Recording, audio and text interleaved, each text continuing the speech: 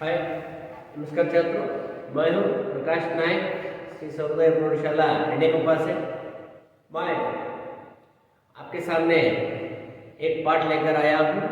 यह 10वीं कक्षा का पाठ है। पाठ का नाम है रोबोट।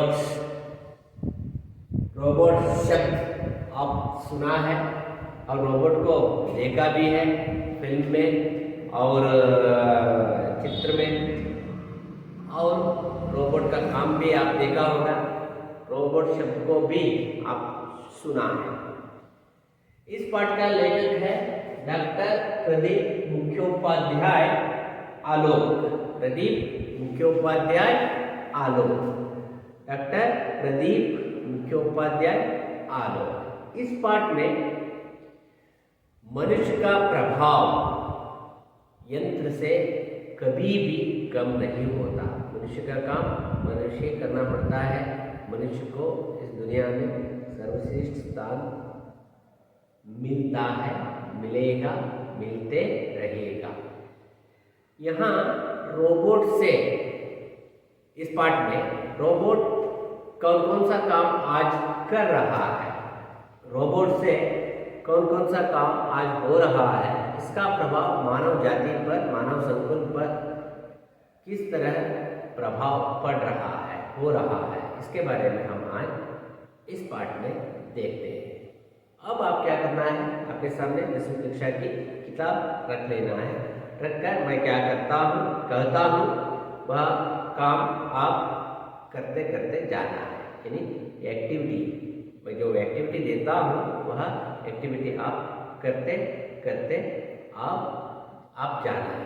अब क्या करना है, मैं इस पाठ को पढ़ता हूँ, आप सुनना है और किताब देखना है। शब्द सुनना है और किताब देखना है।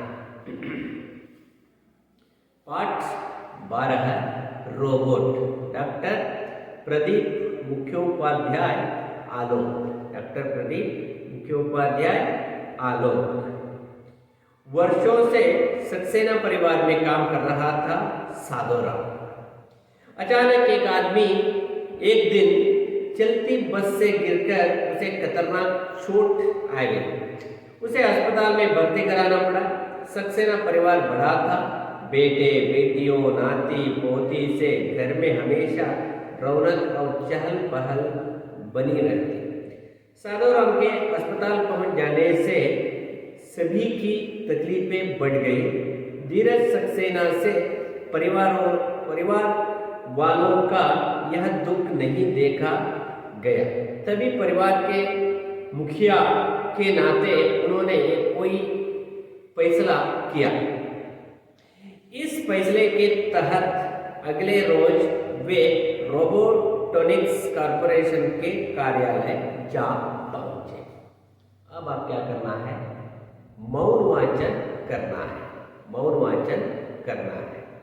पढ़िए मौन वाचन कीजिए।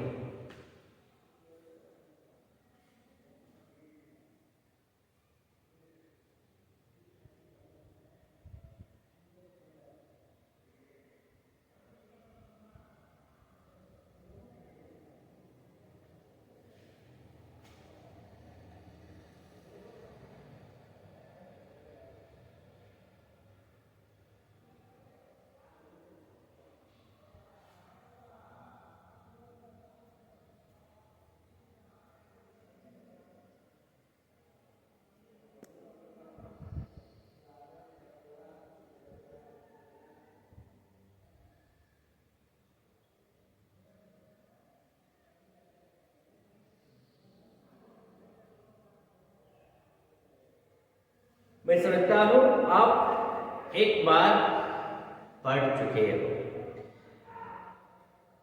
अब यह पाठ, रोबोट पाठ एक कहानी के रूप में चल रहा है। यह कहानी के रूप में चलती है। यह पाठ एक परिवार, एक फैमिली का परिचय इस पाठ में हम देखते हैं। एक व्यक्ति और मशीन के बीच क्या क्या होता है, मशीन का यानी रोबोट का प्रभाव मानव जाति पर किस तरह पड़ता है, इसके बारे में हम इस पाठ में देखते हैं। वर्षों से सक्सेना परिवार में काम कर रहा था साधो राम। एक व्यक्ति, उसका नाम है साधो राम। कौन है? साधो राम। साधो राम बहुत साल से काम कर रहा था, बहुत साल से काम कर रहा था सक्सेना परिवार में। सक्सेना परिवार, Saxena owner of the house, Saxena मालिक है, मालक है, और यहाँ काम करने वाला व्यक्ति बुरा नहीं, गरीब आदमी साधो राम था। अचानक एक दिन चलती बस से गिरकर उसे खतरनाक चोट हो गई। बस में चल रहा था, चलती बस में एक बार बस से गिर पड़ा। कौन गिर पड़ा? साधो राम। कहाँ काम कर रहा था? सक्सेना परिवार में काम कर रहा था, बस से गिरा, चोट लग गई, उसे अस्पताल में भर्ती कराना पड़ा। वह अस्पताल जाना पड़ा, अस्पताल में वहां जाकर ट्रीटमेंट लेने का काम प्रारंभ कर दिया। उसे अस्पताल में भर्ती कराना पड़ा। सक्सेना परिवार बड़ा था, सक्सेना परिवार बड़ा परिवार था, बिग फैमिली, बहुत सारे लोग उस परिवार में जीवन बिता रहे थे मिलकर जुलकर।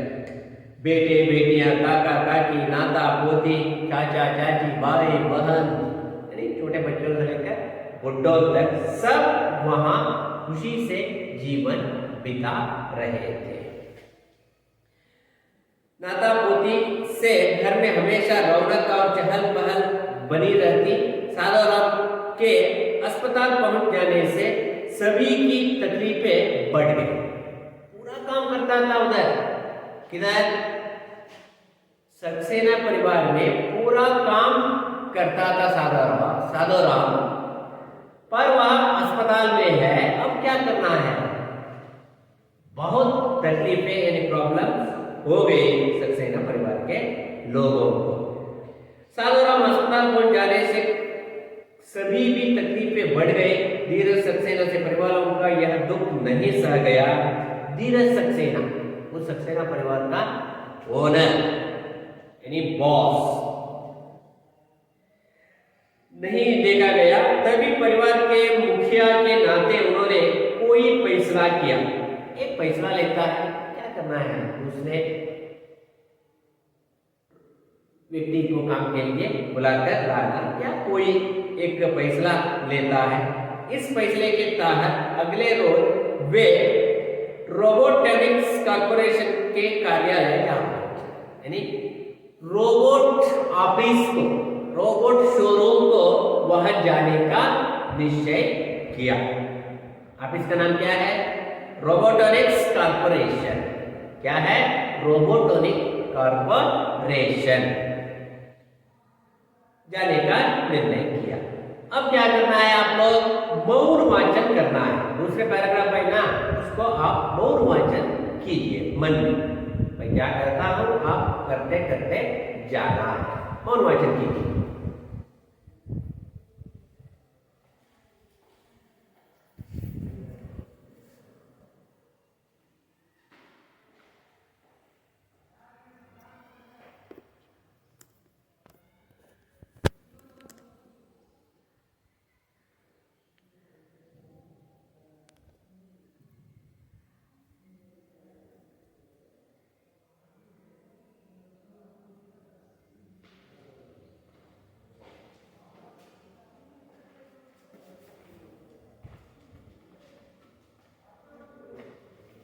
मैं समझता हूं आप दूसरे पैराग्राफ को पढ़ा है। वर्ष 2020 के नवंबर का महीना था। अब कितना है? 2020 में हम जीवन बिता रहे हैं। 2030 के नवंबर का महीना था। नवंबर महीना, अब भी नवंबर महीना चल रहा है। दफ्तर अभी खुला ही था। दफ्तर यानी ऑफिस इज ओपन। एक रोबोट वैक्यूम क्लीनर से दफ्तर के फर्श को साफ कर रहा था। एक रोबोट यानी मशीन, मनुष्य क्या क्या काम करता है वो काम अब रोबोट यानी मशीन भी अब कर रहा है। एक रोबोट वैक्यूम क्लीनर यानी क्लीनर से दफ्तर को फर्श को साफ कर रहा था। फर्श यानी गंदगी को क्लीन कर रहा था। कंप्यूटर विद कृत्रिम बुद्धि आर्टिफिशियल इंटेलिजेंस का समावेश रोबोट में करने में सफल हो गए थे। कुछ रोबोटों में तो मानवीय सम्मेलन के गुण पैदा करने में भी कंप्यूटर विदों एवं रोबोटिक वैज्ञानिकों को सफलता मिली थी। अब अलग अलग तरीके का रोबोट हमें देखने मिलता है। आप फिल्मों में देखा होगा और कहानी में, लेखन में आप पढ़ा होगा। पूरा काम इस दुनिया के आपको खिलाता भी है रोबोट, आपको पानी भी पिलाता है, खाना भी खिलाता है और आपके कपड़े को पहनने के लिए मदद भी करता है। गाड़ी भी चलाता है रोबोट। आने का जाने का सब काम, खाने का पीने का और सब काम यह रोबोट करता है। काउंटर पर बैठे एक रोबोट ने ही धीरज सक्सेना का स्वागत किया। काउंटर पर उस ऑफिस में, रोबोटिक्स कॉर्पोरेशन में एक रोबोट बैठा था। वह रोबोट ने सक्सेना का स्वागत किया।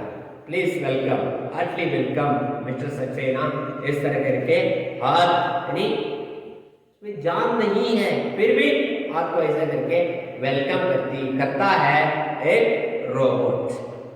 जी श्रीमान, मैं आपके लिए क्या कर सकता हूं? मैं आपके लिए क्या कर सकता हूं?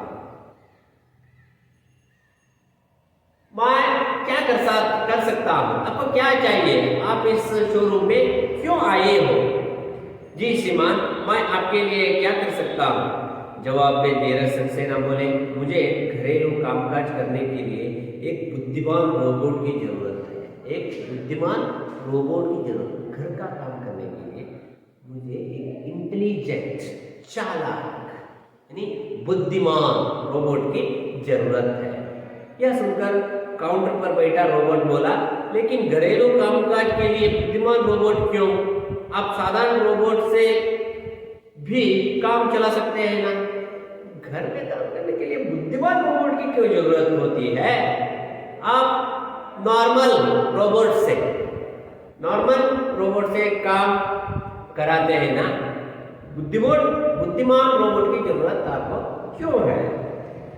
दरअसल मुझे बुद्धिमान रोबोट चाहिए मेरे नाती पोतों का होमवर्क कराने के लिए एवं वर्ड प्रोसेसर पर मेरा काम संभालने के लिए, कंप्यूटर का काम करने के लिए और नाती पोती यानी छोटे बच्चों का होमवर्क कराने के लिए मुझे बुद्धिमान, चालाक, वेरी नाइस रोबोट मुझे चाहिए। होमवर्क कराने के लिए, घर का काम करने के लिए और वर्ड प्रोसेसर यानी कंप्यूटर का काम करने के लिए मुझे एक अच्छे रोबोट की जरूरत है। ठीक है, जैसे आपकी मर्जी। अब आप ज्यादा कीमत चुकाकर बुद्धिमान रोबोट की सेवाएं लेने के लिए तैयार ही है तो हमें भला क्या ऐतराज हो सकता है? आपके पास पैसा है, पैसे देकर बुद्धिमान रोबोट को ले जाइए या साधारण रोबोट को ले जाइए, इसमें आपकी मर्जी। धीरज सक्सेना को यह रोबोट बहुत ही व्यवहार कुशल और चालाक लगा। धीरज सक्सेना यह रोबोट बात सुनकर और उस रोबोट की बात सुनकर वो चालाक है, वह अट्रैक्टिव हो गया, चालाक लगा। सचमुच ग्राहक की नब्ज पकड़ने की कला में वह पारंगत लगता था। ये देखकर तो बहुत बुद्धिमान, चालाक है, ये रोबोट तो बहुत अच्छा है। उस दिन दोपहर को ही कंपनी का एक कार्मिक जो एक रोबोट ही था, उस दिन दोपहर को ही कंपनी का एक कार्मिक जो एक रोबोट ही था, सक्सेना परिवार में काम करने के लिए रोबोनिल को छोड़ गया। एक रोबोट आया और रोबोट आकर एक रोबोट को छोड़कर गया। उसका नाम है काम करने के लिए सक्सेना परिवार में सक्सेना के घर में, धीरज सक्सेना के घर में काम करने के लिए एक रोबोट आया। रोबोट का नाम है रोबोनिल। क्या है? रोबोनिल। रोबोट का नाम क्या है? रोबोनिल का नाम रोबोनिल। रोबोट का नाम रोबोनिल। सक्सेना परिवार में काम करने के लिए आया हुआ रोबोट। रोबोट का नाम है रोबोनिल। छोड़ गया। जिस रोबोट का ऑर्डर धीरज सक्सेना ने दिया था उसी का काम रोबोनिल था। उस रोबोट का नाम रोबोनिल। रोबोनिल के घर में आ जाने से सभी ने राहत की सांस ली। वहां आया रोबोट आने के बाद पहले ये सब काम सक्सेना घर परिवार में कौन करता था? साधो राम। साधो राम सक्सेना परिवार में पूरा काम करता था। वह पूरा काम अब कौन कर रहा है? रोबोनिल। रोबोनिल कर रहा है। किस घर में? धीरज सक्सेना के घर में। वह काम के लिए क्यों नहीं आ रहा है? क्योंकि वह बस से गिर पड़ा है। बस से गिर पड़ा है। धीरज सक्सेना को यह रोबोट बहुत ही व्यवहार कुशल हो गया। उसी का नाम रोबोनिल था। रोबोनिल के घर में आ जाने से सभी ने राहत की सांस ली। सुबह नाश्ता कराना, मेहमानों का स्वागत करना, स्वागत में द्वार खोलना, घर के छोटे बच्चों को कहानियां सुनाना, बच्चों को होमवर्क में मदद करने तथा धीरज सक्सेना के वर्ड प्रोसेसर पर काम करने के अलावा शाम को वह परिवार के पालतू कुत्ते शेरू को घुमाने के काम भी पूरी मौजूद मुस्तैदी का अर्थ होता है श्रद्धा के साथ करने लगा। पूरा काम सक्सेना के परिवार में साधो राम क्या क्या काम करता था? बाजार जाना, बाजार आना, बच्चों को होमवर्क कराना, ये सब काम धीरज सक्सेना के घर में एक रोबोट आकर काम कर रहा है और रोबोट का नाम है रोबोनिल। क्या है?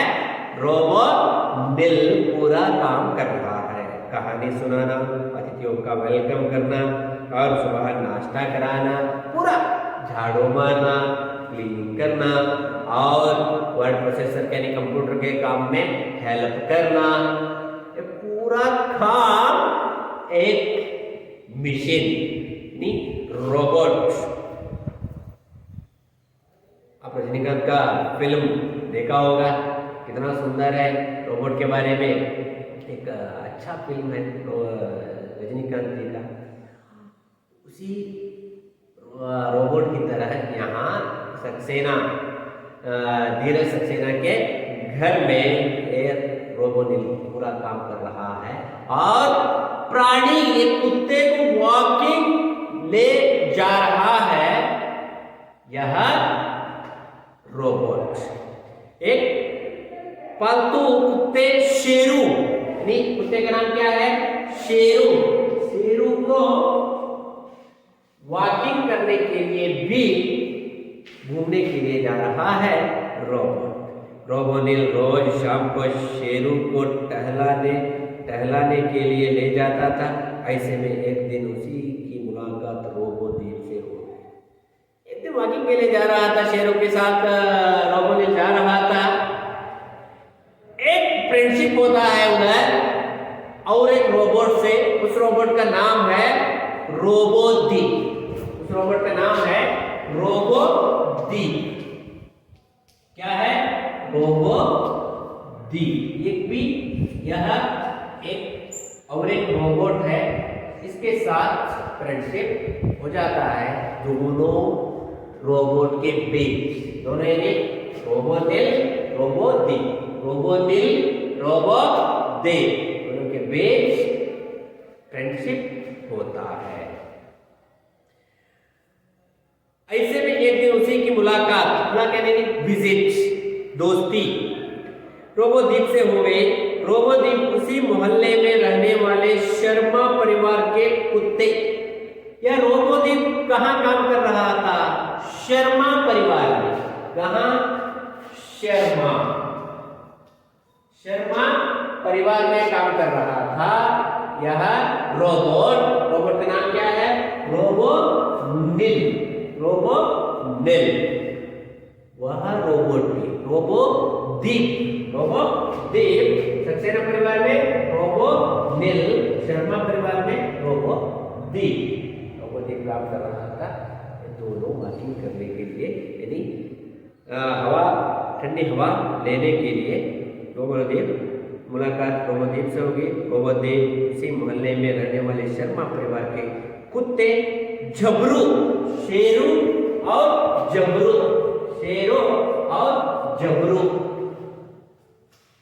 उस कुत्ते का नाम शेर, इस कुत्ते का नाम जबरू। शेरों और जबरू भी आपस में हिल मिल गए। रोबोनिल की तरह रोबोद्वीप भी एक बुद्धिमान रोबोट था। दोनों भी बुद्धिमान रोबोट, यानी चालाकी में कोई भी कम नहीं था, रोबोट था। बातों में एक दिन रोबोद्वीप ने रोबोनिल को बताया, जानते हो रोबोनिल, तुम्हारे आने से पहले सक्सेना परिवार में कौन काम कर रहा था? रोबोनिल, तुम जानते हो? आप आने से पहले, तुम आने से पहले इसके घर में, धीरज सक्सेना के घर में कौन काम कर रहा था? तुम जानते हो कौन काम कर रहा था? रोबोनिल को इसके बारे में कुछ पता नहीं था। वह बोला, नहीं तो मुझे इसकी कोई जानकारी नहीं है, पर तुम्हें किसने बताया? मुझे इसके बारे में जानकारी नहीं है, तुम्हें किसने बताया यह समाचार? यहाँ काम कौन कर रहा था इसके बारे में तुम्हें किसने बोला? यहाँ काम कौन कर रहा था? आप जानते हो? मैंने शर्मा परिवार को तुम्हारे सक्सेना परिवार के बारे में बातचीत करते सुना है। इधर देखिए, शर्मा परिवार और सक्सेना परिवार मिलकर बातें करते समय मैं इसके बारे में सुना हूँ, वहां काम कर रहा था। इसके बारे में मुझे किसी ने न बताया। वो दोनों बातें करते समय मैं कान लगाकर सुना हूँ, सक्सेना परिवार में कौन काम कर रहा था। सादाराम नाम का सेवक एक बस दुर्घटना में घायल होकर किसी अस्पताल में है, वहां काम कर रहा था। वे दोनों शर्मा और सक्सेना परिवार बातें करते समय इसके यह बातचीत मैं सुना हूँ, वहां साधोराम नामक एक सेवक वहां काम कर रहा था। साधोराम नामक एक सेवक वहां काम कर रहा था। तो ठीक है, पर इसमें खास बात क्या है? ठीक होकर वह दोबारा सक्सेना परिवार में से आ जुड़ेगा। इसमें हमें क्या बताना है, हमें क्या करना है? वह अस्पताल में ठीक होने के बाद वह सक्सेना परिवार में आता है और वहां काम करने के लिए तैयार हो सकता है। इसमें आश्चर्य करने की, हैरान होने की क्या बात है? नहीं रोबोनिल, यही तुम्हें गलत हो। तुम्हारे परिवार के मुखिया धीरज सक्सेना की शर्मा साहब से मुलाकात हुई थी। उन्होंने बताया कि वह अब साधोराम की छुट्टी करने वाले हैं। इस धीरज सक्सेना ने शर्मा परिवार के मुखिया से मिलने के लिए आया था, तब उन्होंने कहा है साधोराम अब से काम करने के लिए नहीं आएगा, क्योंकि वह रोबोनिल आने के बाद सक्सेना को छुट्टी देने वाला है, काम से छोड़ने वाला है। इसलिए वह दुखित है। क्या करना है? इसके बारे में क्या करना है? उन्होंने बताया कि वह अब साधोराम की छुट्टी करने वाले हैं। सुनकर रोबोनिल चौंक गया। सुनकर रोबोनिल चौंक गया।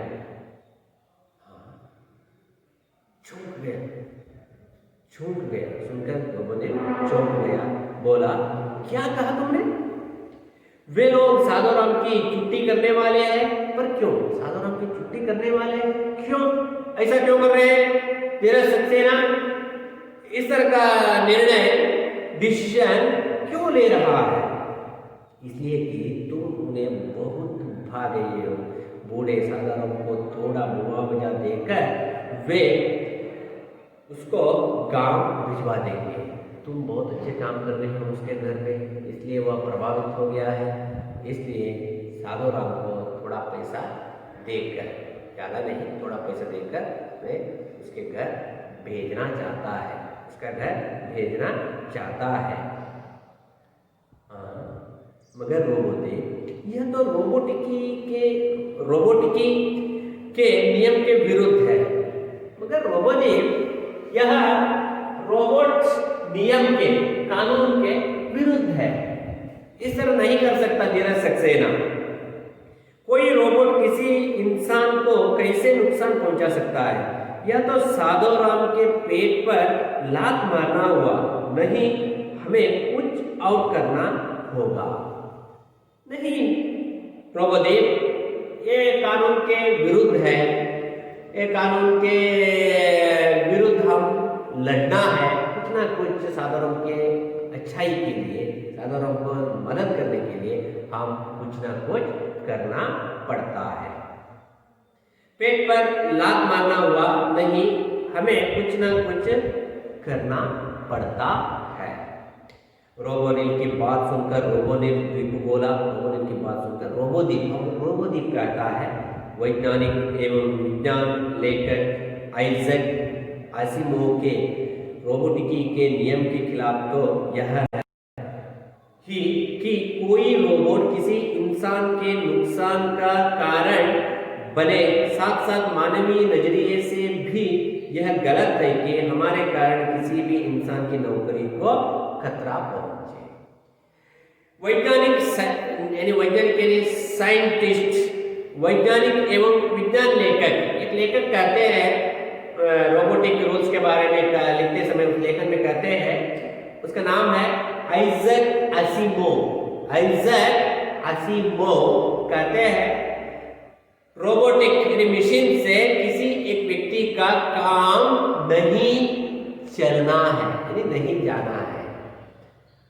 मानव को उसके उद्योग से दूर हटाकर एक मशीन वहां काम नहीं करना है। यह नियम है, उस नियम के खिलाफ है यह विषय। अगले रोज रोबोनिल और रोबोद्वीप रोबोटॉनिक्स कॉर्पोरेशन के दफ्तर में हाजिर हुए। कंपनी के मालिक रोबोजीत से उन्होंने भेंट की।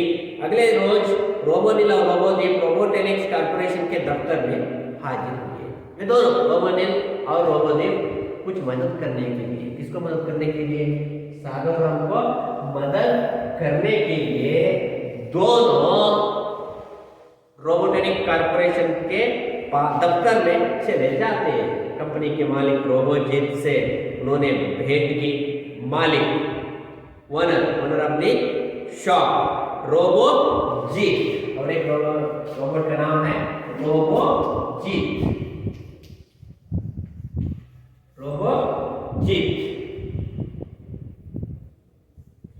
रोबोजीत से मुलाकात करते हैं। बोला मगर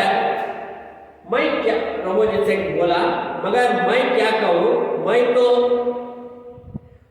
अनुबंध की शर्तों से बंधा हूं। व्यापार में अगर मैं नियम को देखने लगूं तो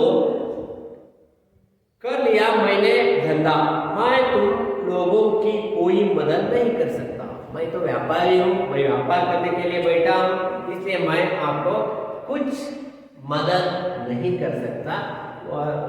लोग आते हैं, रोबोट को लेकर जाते हैं, वह पैसे लेना, वह रोबोट देना मेरा काम है, इसलिए मैं आपको कुछ किसी तरह की मदद मैं आपको करने के लिए नहीं हो सकता। कुछ भी मदद मैं आपको नहीं कर सकता। इस तरह करता है रोबोजीत। रोबोजीत कौन है?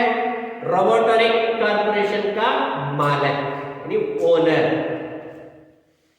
रोबोनिल और रोबोद्वीप ने बहुत समझाने की कोशिश की। रोबोनिल और रोबोजीत बहुत समझाने की कोशिश की। रोबोजीत टस से मस ना हुआ, बहुत बार बोला इस तरह नहीं होना है, साधारण वहाँ काम करता था, उसको काम के देना है, इस तरह बहुत बार कहने पर भी, विषय बहुत बार कहने पर भी वह समझ में, उसकी समझ में नहीं हुआ। उसे आसिमोव के नियमों से बढ़कर धंधे की चिंता थी। धंधे की चिंता, नियम को दूर हटाकर वह धंधा करना चाहता था, यानी लाभ लेना चाहता था। निराशा होकर दोनों वापस लौट गए। निराशा होकर दोनों लौट गए। वह वापस आते हैं, वहाँ कुछ नहीं हुआ। कुछ दिन और गुजर गए, कुछ दिन हो गए। डेली हर दिन यहाँ काम हो रहा है, होमवर्क कराना, वॉकिंग जाना आना, बातें करना, इस तरह कुछ दिन बीत गए। सक्सेना परिवार रोबोनिल को पाकर फूला नहीं समा रहा था। यानी रोबोनिल बहुत सारा काम उसके घर में, सक्सेना घर में कर रहा था, इसलिए बहुत खुश थे सब लोग। बच्चे से लेकर बुढ़ों तक सब लोगों का काम करके देता था वह हमेशा, इसलिए सब लोग खुश थे। पर रोबोनिल साधोराम के कारण बहुत चिंतित था। पर रोबोनिल साधोराम के कारण बहुत चिंतित, पर वह चिंता करने की, इधर देखिए रोबोनिल चिंता कर रहा था। रोबोनिल चिंता, किसके बारे में चिंता? साधोराम के बारे में चिंता कर रहा है।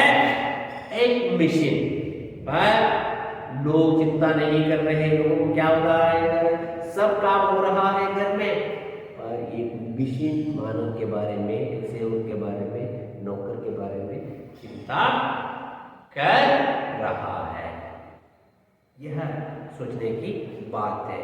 उसके कारण साधुराम की नौकरी को आंच आए। यह उसे किसी भी सूरत में मंजूर नहीं था। रोबोनिल सोचता था कि इंसान अपने स्वार्थ और लालच के तहत नियम और कानून को अंगूठा दिखा देता है, पर लगता है रोबोटों में भी अब वही कमी पैदा हो गई है। मानव हमेशा लाभ के लिए, लाभ के पीछे दौड़ता है। इधर सक्सेना भी लाभ के बारे में सोचता है, साधुराम को छोड़ा जाता है। यही स्थिति आज मशीन में भी, यानी शोरूम रोबोजीत भी व्यवहार के बारे में, लाभ के बारे में वह सोच रहा है। यह बुरी बात हो सकता है, इस तरह नहीं होना था, फिर भी आज इस तरह हो रहा है।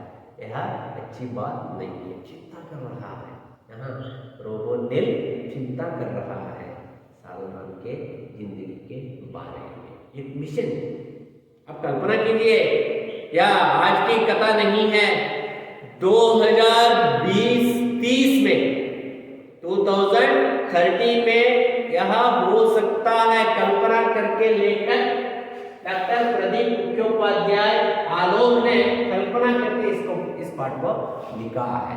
इस पाठ को लिखा है। उसी रात रोबोनिल को धीरज सक्सेना ने एक विज्ञान कथा वर्ड प्रोसेसर पर टाइप करने के लिए दी। उस दिन रात हम धीरज सक्सेना ने रॉबर्ट को बुलाया। रॉबर्ट कौन है? सक्सेना परिवार में रहने वाला रॉबर्ट कौन है?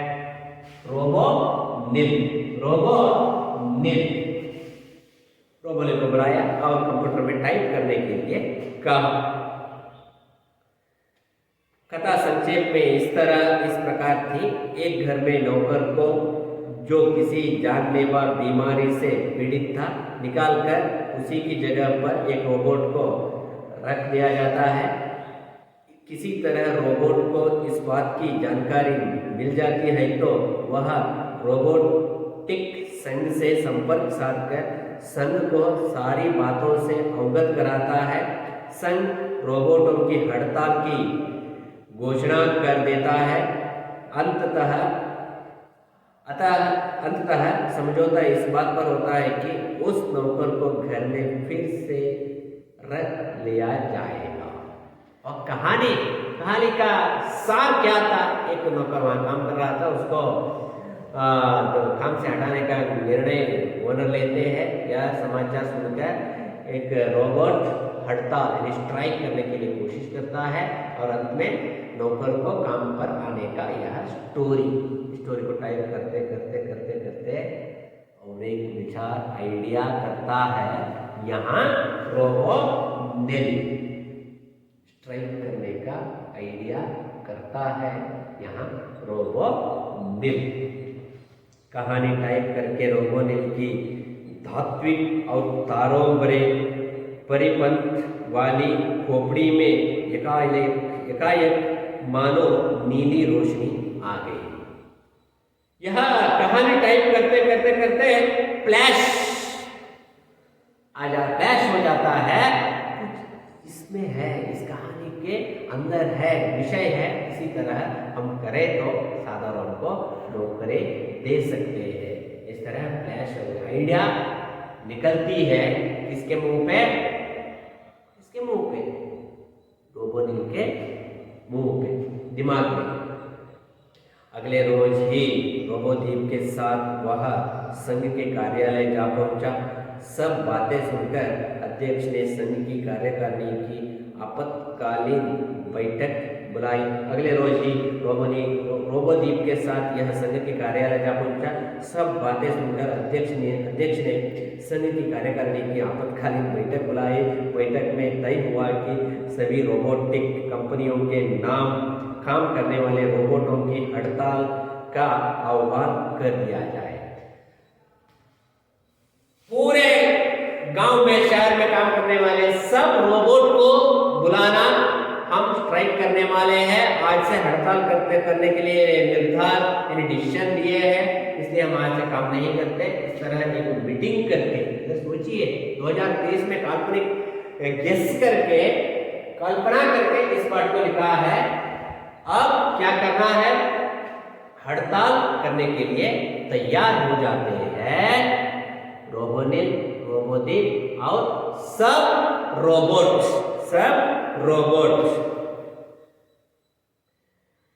आह्वान कर दिया जाए। रोबोटिक कंपनियों के मालिकों के बीच इस आह्वान से हलचल मच गई। रोबोटिक कंपनियों के मालिकों के बीच इस आह्वान से हलचल मच गई। सब रोबोटिक कंपनियों के मालिक उन्होंने हलचल, घबराने लगे। ये सब रोबोट काम करना बंद किए तो वो मालिक क्या करते हैं? वापस रोबोट को शोरूम को देने के लिए आते हैं, इसलिए डरने लगे। उन्होंने रोबोजीत पर सक्सेना परिवार के साथ हुए अनुबंध को तुरंत रद्द कर देने का दबाव डाला। रोबोजीत अकेला पड़ गया।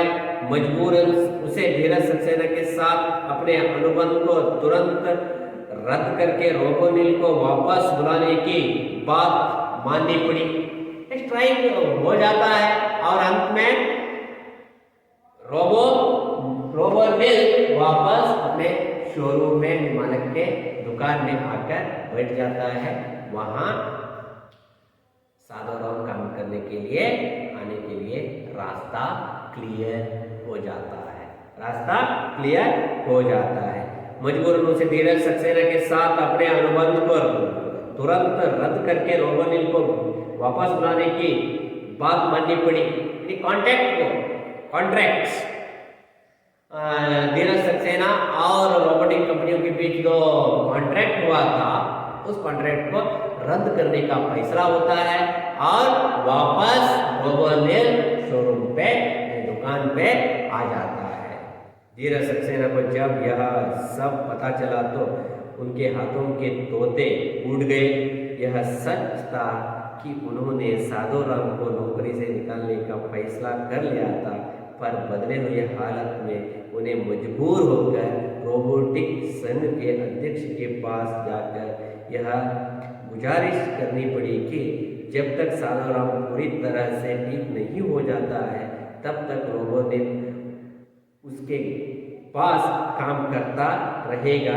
साधो राम के ठीक होते ही वह उसे दोबारा काम पर रख लेंगे। संघ को यह बात मानने में कोई आपत्ति नहीं, पर इधर रद्द हो गया है, कॉन्ट्रैक्ट रद्द हो गया है। पर जहां साधुराम अभी तक काम करने के लिए नहीं आया है, इसलिए क्या हुआ, काम करने के लिए जब तक साधुराम ठीक होकर अस्पताल से नहीं आता तब तक यह रोबोनिल को काम करने के लिए भेजिए। इस तरह रिक्वेस्ट कर रहा है आप धीरज सक्सेना, यह रिक्वेस्ट कर रहा है, प्लीज मुझे जब तक साधुराम नहीं आता तब तक इस साधुराम की जगह काम करने के लिए रोबोनिल को भेज दो। यह मानने के लिए तैयार हो गए। वह अध्यक्ष ने रोबोटिक संघ यानी रोबोट के संघ के अध्यक्ष जी यह करने के लिए तैयार हो गए। शाम को रोबोनिल और रोबोदीप मिले और शाम को जॉगिंग यानी वॉकिंग करने के लिए आ रहे थे दोनों। रोबोनिल और रोबोदीप मिले। रोबोदीप बोला, रोबोदीप कहता है, क्या कहता है रोबोदीप, देखिए मुझे खुशी है कि हमारे कारण किसी इंसान को नुकसान नहीं झेलना होगा। मुझे बहुत खुश हुआ इस घटना, यह घटना इस तरह हुई, साधुराम को नौकरी मिलता है, साधुराम को छुट्टी नहीं होगा, वह वापस सक्सेना परिवार में आकर काम करने के लिए तैयार हो जाता है। यह बात सुनकर मुझे बहुत खुश हुआ। या इस तरह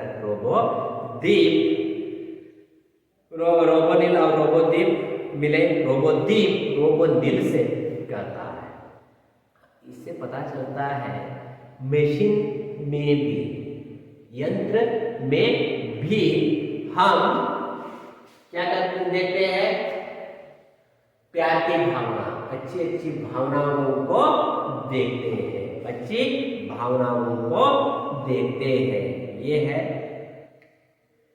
230 में होने वाला पार्ट रोबोट। ये वाला पार्ट रोबोट, पार्ट का नाम है रोबोट। पार्ट का लेखक है डॉक्टर प्रदीप मुखोपाध्याय आलो। डॉक्टर प्रदीप मुखोपाध्याय आलो। अब मैं प्रश्न पूछता हूं, आप जवाब देना है। रोबोनिल की मुलाकात किससे हुई? रोबोनिल की मुलाकात किससे हुई? किससे हुई? अब जवाब देना है, वहां से बैठकर वीडियो देखते देखते जवाब देना है। किससे हुई? किससे हुई? किससे? रोबोदीप से। रोबोदीप से।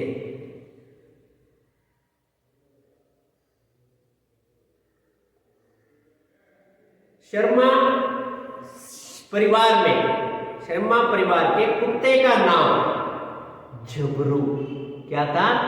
झबरू। कुत्ते का नाम झबरू। सक्सेना परिवार के कुत्ते का नाम शेरू। क्या है? शेरू। शेरू और झबरू। शेरू और झबरू।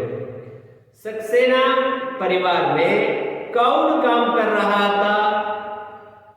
सक्सेना परिवार में कौन काम कर रहा था? साधुराम। कौन? साधुराम। नेक्स्ट, अन्य वचन रूप बताइए। अन्य वचन रूप। बेटा एक वचन में तो बहुवचन, बहुवचन में तो एक वचन। बेटा, बेटे। नाती, नातियां। नाती, नातियां। छुट्टी, छुट्टियां। छुट्टी, छुट्टियां। बेटियां, बेटी। बेटियां, बेटी। पोता, पोते। पोता, पोते। कंपनियां, कंपनी। कंपनियां, कंपनी। नौकरियां, नौकरी। नौकरियां, नौकरी। नौकरियां, नौकरी। मंजूर, इसका अर्थ क्या होता है? मंजूर यानी स्वीकार। मंजूर यानी स्वीकार। संपर्क का मतलब, संपर्क यानी मेल। संपर्क यानी मेल।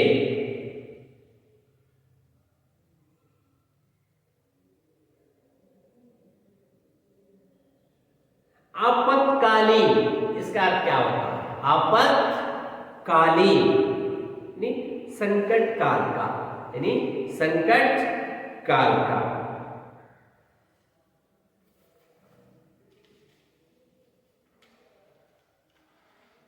मुहावरे का अर्थ बताना।